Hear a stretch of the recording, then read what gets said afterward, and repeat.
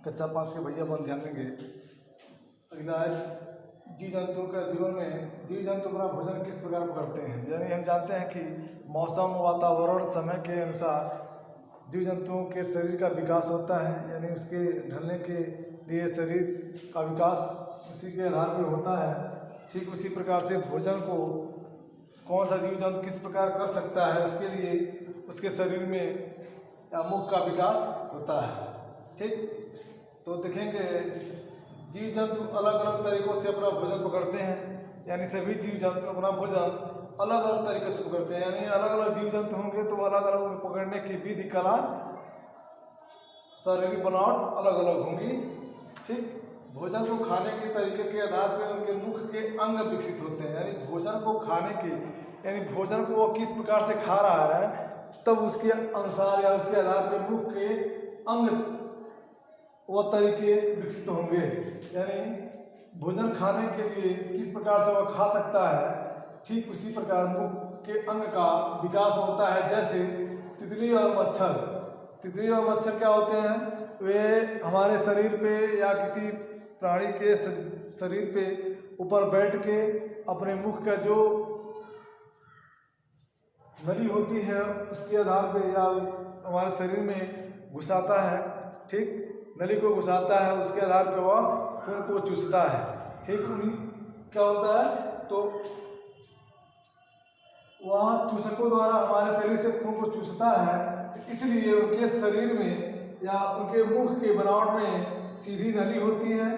ठीक, वह घुमावदार नलिकाएं होती हैं जिसे हम चूसक कहते हैं। यानी सीधी नली और घुमावदार नली दोनों चूसक कहलाती हैं। लेकिन सीधी नली मच्छर में होते हैं, घुमावदार नलिकाएं तितलियों में होती हैं। जैसे मैंने आपको पिछले वीडियो में बताया था कि मच्छर में जो चूसक होते हैं वह सीधी नली के रूप में होते हैं, तितली के जो चूसक होते हैं वे घुमावदार नलिकाएं होती हैं।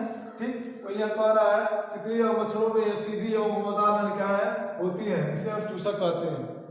ठीक, मेढक में क्या होता है, मेढक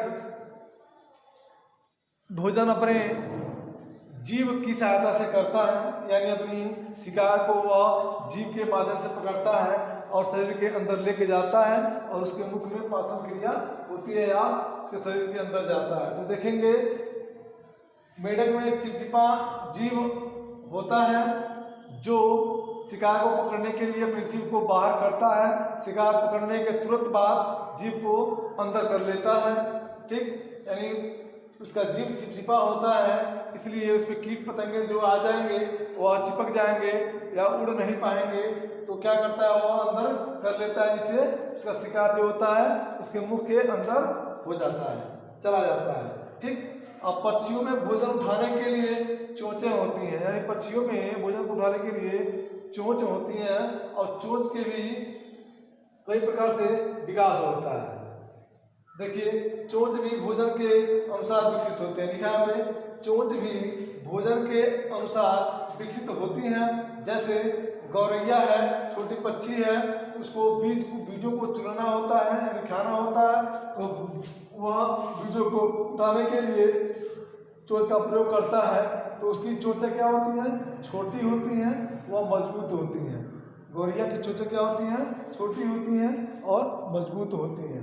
ठीक, लेकिन देखिए जो शिकारी पक्षियाँ होती हैं उनमें चोंच क्या होता है, चोंच जो होता है बहुत नुकीला होता है, जो चीरने फाड़ने के लिए काम आता है।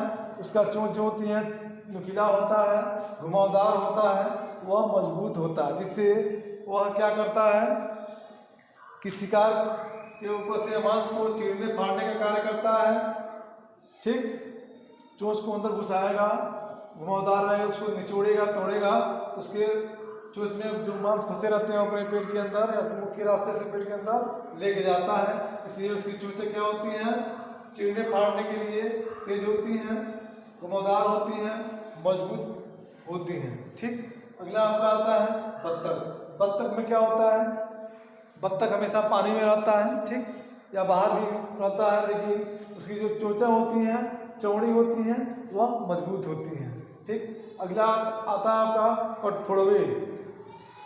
ठीक, कठफोड़वे किस प्रकार के होते हैं, वे काठों पे, लकड़ियों पे बैठ के अपनी चोंचों से उस पर ठोकर मारते हैं या उस ठोकर मारने के बाद उसके अंदर कीट पतंगे होते हैं, कीड़े होते हैं, उनको खाते हैं। इसलिए उनकी जो चोंचें होती हैं नुकीली होती हैं, वह लंबी होती हैं, उसके साथ साथ मजबूत भी होती हैं, तभी वह लकड़ी को भी छेद सकता है, काट सकता है। ठीक, आज इतना पढ़िए, बाकी आपको कल बताएंगे।